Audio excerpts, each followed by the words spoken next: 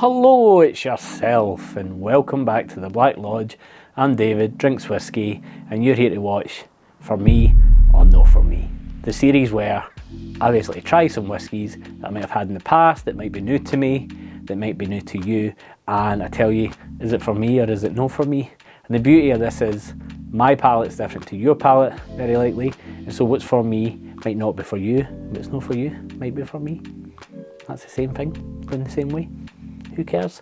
Today we are heading to the far east. We're heading to Japan, and we are going to be looking into this wonderful whiskey.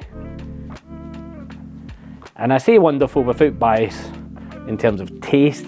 It's more the history of it. The father of Japanese whiskey. Here we go. Masataka Takasuru, who basically moved to Scotland, learned how to make whiskey, fell in love, married a Scottish woman, came back to Japan, worked at another distillery, which I'm sure we'll cover in a different video, decided to go out on his own because he was adamant that this is how you make whiskey. Pretty good story, isn't it? Masa was so infused by how Scotch was made that he insisted that everything be made in a Scotch way. And by that, he wanted the peat, he wanted the water, he wanted the distillery beside water. He wanted, it was all very, from what I gather, it was all very pure of heart and pure of mind. He was very singular in this vision. And as such, when people get to this whiskey, they're shocked. And I say that because once you're in whiskey circles, and that, you know it. But if you try your standard Japanese whiskey, which used to be really readily available before the prices went crazy, it was always smooth, it was easy to drink. It was flavourful, but it wasn't smoky. Well, that's what we're coming in for here today. I picked this up at auction. I think it was like 40 quid at auction. Maybe, I think it retails a wee bit more. Oh, I've went a bit mental with that pour. We shall not be drinking all of that this evening, sadly. Colour, just nice golden colour on the nose. Denseness to it. There's denseness, it's 45%, but there is a denseness to it, and I just want to check and see if it says anything about being filtered or being coloured. There's nothing there. I'm going to just put flash on screen if it was filtered or if it wasn't, and if it was coloured, if it wasn't. Now this is just a standard release of it, the single malt Yoichi.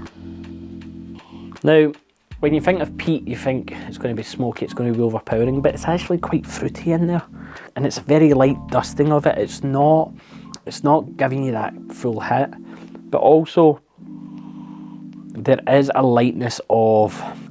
It reminds me of some independent bottlings I've had of Glen Scotia on the nose, and the reason I say that is there's like a brininess, but it's not brine. It's like a sea spray, that's the only way I can describe it, but not of like an ocean spray, if any of that makes sense. It's wow, 360 on the nose. That lightness, that smoke, that very light, and that brine is transformed into dark fruit. I would say almost like if you had a scale of 1 to 100 of a Black Forest Gatto, about a 45% Black Forest Gatto flavour hit. Dark chocolate, meaty, oily, punchy in flavour. Not too heavy, not thick, not chewy, but not weak. There's a depth to it, and again at 45%, that kind of misleads a little bit of the profile that delivers, and yet on the nose you're not getting that. You're getting something. So it's a contradiction, but in a positive light. They don't go negative against each other, but it's just like two sides of a coin. Front dances along the front.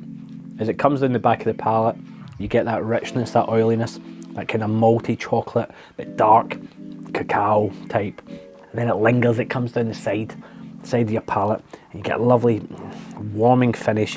I want to say, I always use white pepper as a note, but like a charred, but not charred in a bourbon sense, a charred oaky, peppery, rye, finish. It stays on the palate really well. It sits there, it lingers. You can see why this is such a hit with people. I've not had some of this for a long while. I've had it for a while, but I've not actually been drinking it proactively. It's delicious. Since 1934, yeah. Nikka's first distillery built in 1934. He built it in Hokkaido because of the similar environmental conditions to Scotland where he learned whiskey making. Delicious. I now believe there is a 10 of this out there. It's floating about. Not tried that, and I can only imagine the 10-year-old would be. Maybe we look that up and try and get some to try. But fantastic, and that's a resounding for me. Brilliant.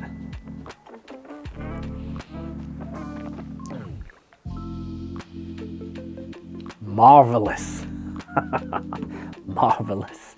And on that note, I'll see you later. Cheers.